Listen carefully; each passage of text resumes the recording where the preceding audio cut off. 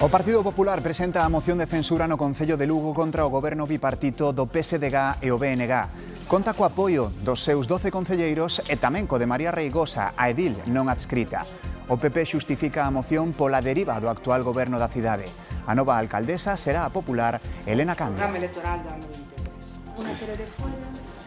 Galicia busca abrir novas oportunidades comerciais e turísticas. Alfonso Rueda comeza a súa primeira viaxe oficial á China, onde vai manter encontros con empresas líderes no campo da automoción ou das renovables.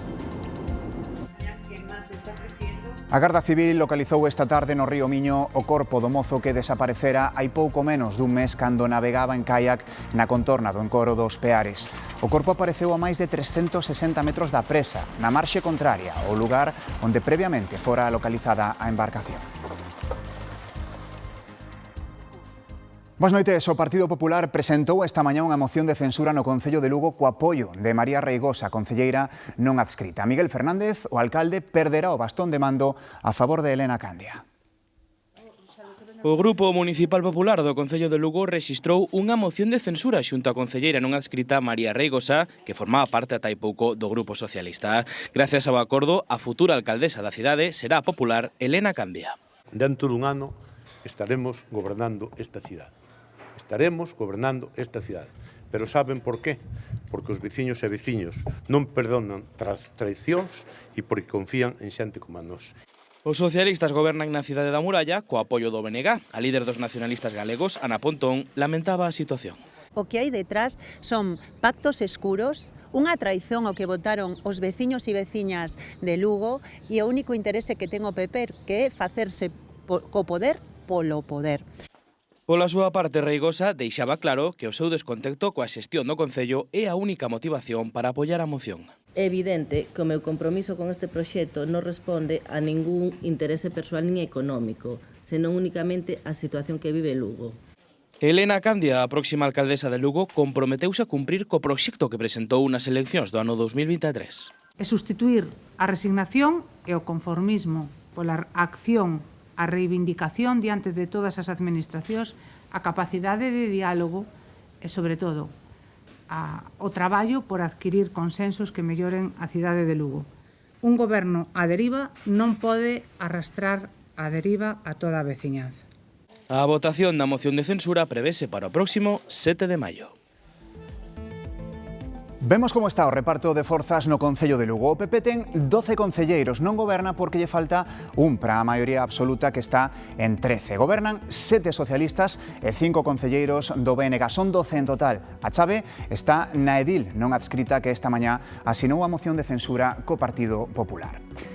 Máis asuntos, sesión de control ao goberno marcada pola presenza dun Sánchez o que Junts pediu que adiante as eleccións. Os de Puigdemont consuman a súa ruptura co Executivo e dan a legislatura por acabada. Case un mes levaba o presidente sen someterse ao control do Congreso, sen escoitar reproches da oposición. Imposan unha regularització.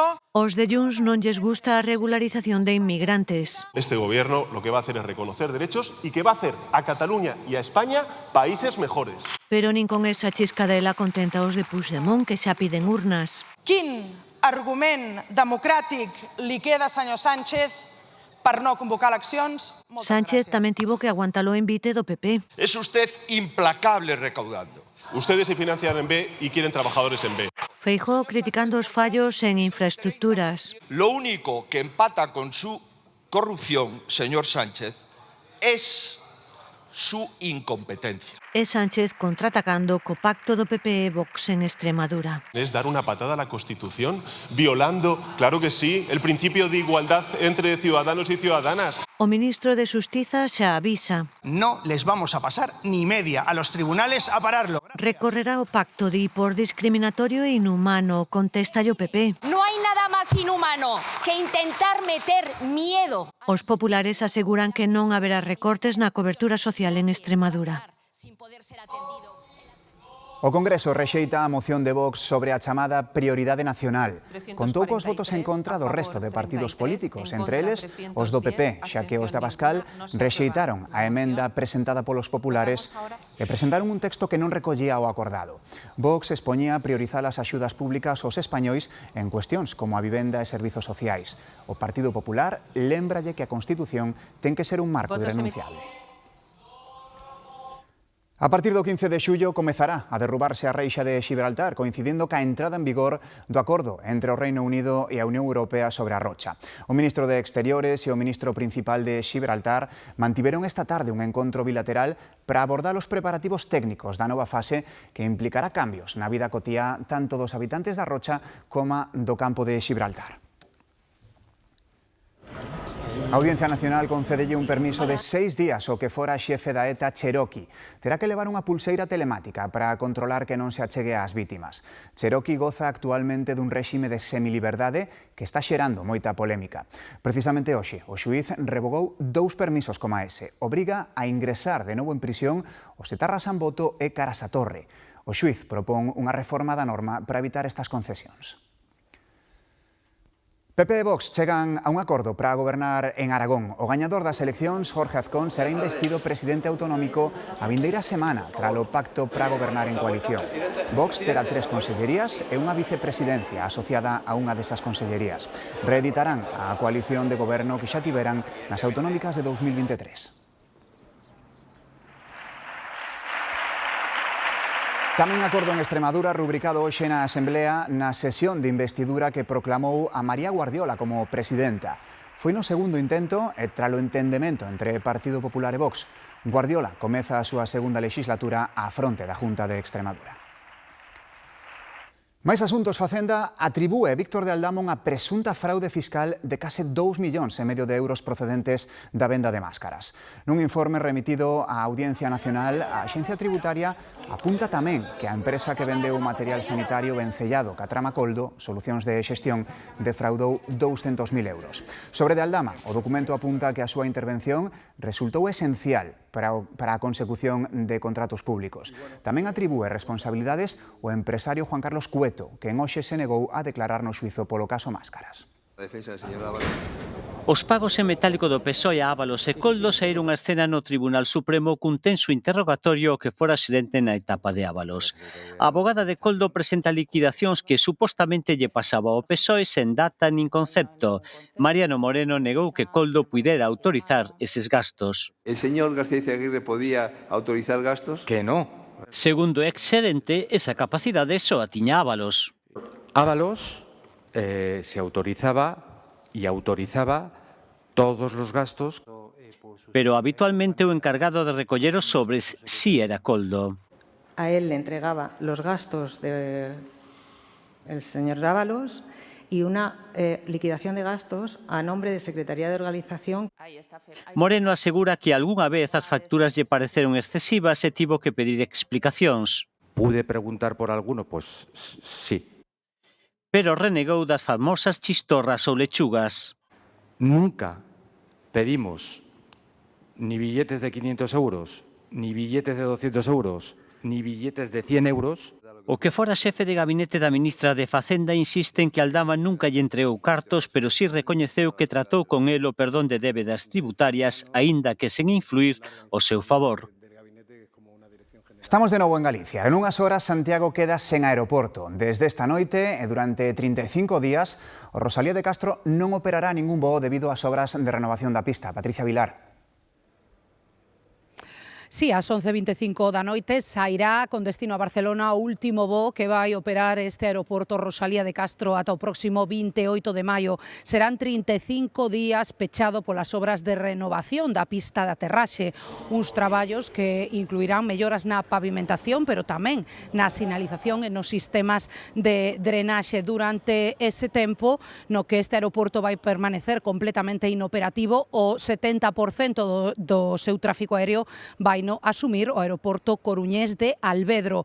Este reabrirá o 28 de maio despois de terminadas as obras e farao coa estrena da nova conexión directa entre Santiago e Nova York operada por United Airlines. Grazas, Patricia. O Parlamento galego volverá a solicitar ao Goberno Central o traspaso da titularidade ás competencias sobre a autoestrada do Atlántico. A Cámara ratificou novamente a proposición de lei para a transferencia da AP9 co apoio de todos os grupos, entre eles o PSDG, que mantén o voto a favor a pesar de que o Executivo bloqueou en varias ocasións o avance da medida no Congreso dos Deputados. Alfonso Rueda xa está na China, onde este xoves inicia unha viaxe oficial de 3 días para explorar novas relacións comerciais e turísticas entre Galicia e o país asiático. O presidente da Xunta vai se reunir con empresas da automoción e das renovables e con operadores turísticos. A primeira parada de Alfonso Rueda será en Xangai, onde visitará o centro de investigación da compañía líder da automoción a China, SAIC Motor, que ten entre as súas marcas a histórica británica AMG.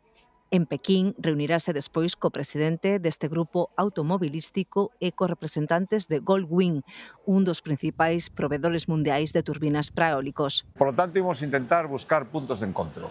En donde? Pois donde máis nos interesa neste momento, que no sector industrial, principalmente na automoción, non solo, pero especialmente na automoción. Por iso faremos valer que somos un lugar seguro para investir en automoción e que temos moitísimas vantaxes que ofrecer a quen realmente aposte por nós.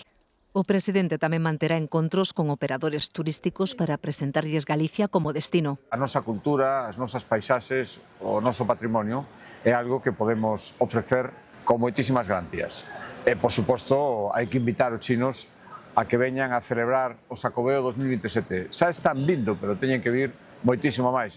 Alfonso Rueda estará acompañado pola conselleira de Economía, que nas últimas horas xa se reuniu co grupo Industrial Citic, que hai uns anos comprou a empresa do Porriño Censa.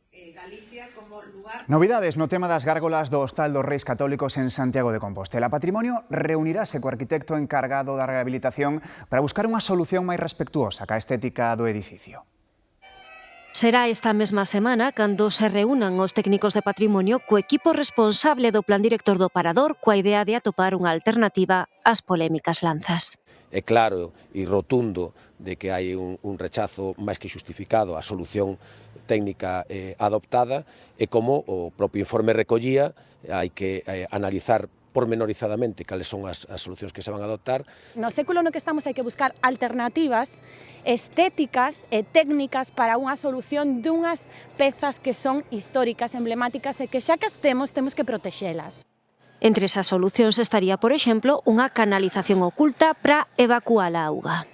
Entendemos que este tipo de cousas teñen que tamén ser sometidas á opinión cidadán, que non fai falta ser técnico para ter bo gusto e sentido común.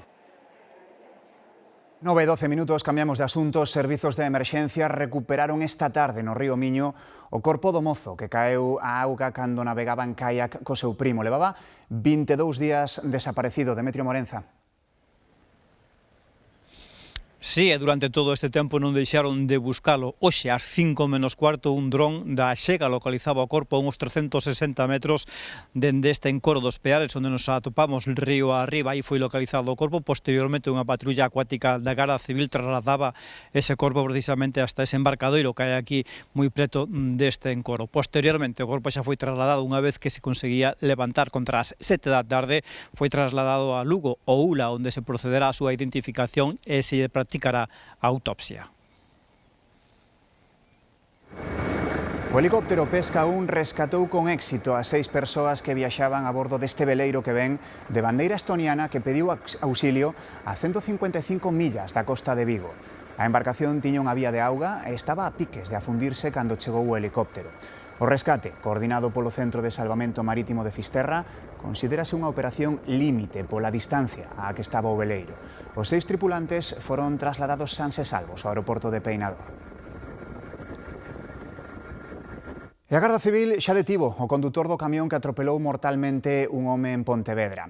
Segundo fontes da investigación, a vítima baixara do seu coche a 300 metros de onde apareceu cando se viu alcanzado por un vehículo. A Garda Civil identificou e arrestou o condutor dun camión. Agora tentan averiguar se non parou para socorrelo porque non se decatou do golpe ou porque decidiu escapar. Está investigado por homicidio imprudente e abandono do lugar dos feitos. Pero está el chico allí. Está aberta tamén a investigación do atropelo que deixou ferido grave o ciclista e bombeiro de Ponteareas Samuel González. Unha das hipóteses que baralla a Garda Civil é que a causa do accidente puido ser un pique entre dous vehículos.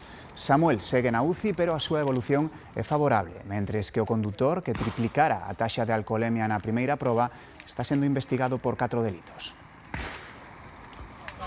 E hoxe temos que falar de novo dun accidente laboral mortal. Un operario de 22 anos faleceu ao caerlle en riba unha árbore en Corzós, na parroquia da Lamosa. Cando chegaron os servizos de emerxencia, só puideron confirmar o seu falecemento. Ata aí tamén se desprazaron efectivos dos bombeiros de Ponteareas, da Garda Civil e de Protección Civil de Oitabentea. Desde este sábado, Medio Rural autoriza as queimas agrícolas a particulares. Antes deberán, como sempre, presentar a solicitude este xoves a través da páxina web ou chamando o 012. Retómanse tamén as autorizacións para realizar queimas de restos forestais amontoados. Axentes da Policía e da Garda Civil detiveron arredor de 10 persoas nunha operación antidroga na comarca do Salnés. A maioría dos arrestos producíronse na Illa de Arousa e en Vilanova. Practicáronse unha dúcia de rexistros nos que se interviron diversas cantidades de droga e tamén cartos. Os detidos formarían parte dunha organización que desde o sur da ría de Arousa distribuía cocaína, heroína e haxix por toda Galicia e tamén por varias provincias españolas. Un bebé de 22 meses está hospitalizado tras ser atacado por un can mentre xogaba no xardín da súa vivenda en Talavera de la Reina, na provincia de Toledo. A pequena foi atacada por un can lobo dun veciño que andaba solto pola parcela. Causoulle máis de 80 lesións polo corpo que requeriron un 100 de puntos de sutura. Permanece intubada e sedada no Hospital de Toledo. O seu estado é estable dentro da gravidade. En A Coruña quedou visto para a sentenza o xuízo contra o loteiro acusado de quedar cunha primitiva premiada con máis de 4 millóns de euros. Na quenda de última palabra, o home defendeu a súa inocencia e dixo ter a conciencia moi tranquila. Y como seguramente mis padres me estarán viendo desde donde estén, pues seguramente me dirían, estate tranquilo, Manolo, se han equivocado de persona. Esa persona tan vil y maliciosa no puede ser tú. Efectivamente, señorías, mi conciencia está tranquila. Así defendía a súa inocencia o loteiro Manuel Reija na última sesión do xuízo. A súa defensa insistiu en que na vista non quedou acreditado que actuara de xeito ilícito. A las 2 horas dice, me lo he encontrado. En ese mismo momento, señorías, y estamos hablando de un lotero, no estamos hablando de un cualquiera, renuncia a la posibilidad de ser propietario legítimo del boleto. O abogado do seu irmán, delegado provincial de lotarías, que está acusado de branqueo de capitais, tamén defendeu a súa inocencia. Ni lo cobró, ni lo transfirió, ni lo convirtió en dinero, ni lo introdujo en ningún caso en el cauce económico. Pero a Fiscalía non ten dúbidas. Tuvo un acto de avaricia tal que lo llevó a mantener la frialdad más malévola de continuar atendiendo a la víctima sin informarle del premio obtenido y sin devolverle el boleto y el resguardo. Manuel Reija e o seu irmán enfróntanse a 6 anos de cadea, acusados de estafa e branqueo de capitais. O xuízo quedou visto para sentenza. Seguimos nos xulgados. Esta mañá declarou nos de Redondela o dono dunha axencia de viaxes que deixou sen cartos e sen vacacións dúcias de clientes. Os afectados acúsano de estafarlles 170.000 euros. Escoltado pola policía e entre os apupos dos afectados, así saía do xulgado acusado de estafar a decenas de clientes por cobrarlles vacacións que nunca puideron disfrutar. ¡Tápate, parvo! Me parece vergonzoso. En este momento en la asociación somos 70 personas y el importe son 170.000 euros. Con intención de cobrar o viaxe e a sabiendas de que non podes facelo. Esa é unha estafa declarada. O sea, incluso chamei ao hotel e me dixeron que sí, que a reserva estaba feito, pero que non estaba sin pagar. Entonces, ao darlle o nombre da xencia que era, dixeron, oi, ese xa temos na lista de que non fai reservas. O caso saltou en agosto do ano pasado, cando os clientes recibiron mensaxes a través de WhatsApp en que o acusado se declaraba insolvente. A partir de aí, todo foron excusas cando os afectados lle pedían explicacións. El primer WhatsApp es cuando él da el cierre a la empresa, que fue el 6 de agosto. Ahí envió un WhatsApp en el que nos decía que la empresa que fue a quiebra y que nos quedábamos sin el dinero y sin el viaje que iba a intentar subsanar en 6 meses, cosa que non foi así. El non ten un duro, que é insolvente, que o de todo o capital que ten non ten o nombre del, entonces non sabemos xa de que maneira movernos. A plataforma apunta que o número de persoas estafadas pode ser maior, xa que hai afectados que por agora non se integraron no colectivo. Seguro que se plantexaron algunha vez adoptar unha mascota, un can, un gato. En ese momento aparecen moitas preguntas. Entre elas, se meter un animal na casa pode desencadear unha alerxia. Aquí está a resposta. Bueno, café, que? A maioría dos que coñezo teñen mascota, casi todo o mundo. Teño ya comida, agua, toda na miña habitación. O gato é independiente. Son imaxes cada vez máis habituais, pero a medida que aumenta o número de mascotas tamén se incrementa o de alérxicos. Si metes un animal dentro da casa e ti tes esa predisposición, co paso do tempo tes unha probabilidade alta de acabar sendo alérxico a ese animal. Temos alerxia a cas e gatos. En ese caso, teria que me desfacer dos animais. Lo que sea, pero mis mascotas se quedan conmigo. A convivencia pode ser complicada xa que os alérxenos atópanse tanto no pelo como na pel, na saliva ou na uriña e non existen razas hipoalerxénicas. Pouco se pode facer, máis que evitar as zonas de acceso ao animal e ventilar sempre moi ben a casa, aspirar moi ben sempre con un aspirador con filtros EPA. Evitar que entren no dormitorio ou extremar a hixiene é fundamental, aínda así en moitos casos será necesario tomar medicación. A alerxia dame o tocar as maus na cara, pois intento lavar as maus. Y cuando mi abuela viene a mi casa, pues le pica la piel y les tenemos que meter en una habitación. Evitar o contacto na medida do posible e tomar tratamento se queres convivir coa tua mascota. Bueno, pues non sería tomar medicación antihistamínicos ou vacinas, pero bueno, a verdade é que ao final son máis da familia. E vexan que historia, falando de familia. A óptica máis antiga de Santiago leva aberta dende os anos 60. Fernando, o fillo do dono, segue traballando nela e cando levaba 45 anos aí, decidiu facer algo para deixar a súa propia pegada. Ocorreuselle construir gafas de madeira. Unha óptica é un establecemento, pero a óptica é tamén o modo particular de considerar un asunto, o punto de vista, unha maneira de mirar. Cada un deixa a súa pegada, non? Fundou a óptica o pai nos anos 60, o fillo segue nela. E aquel neno, Fernando, acabou tendo algo así como unha visión.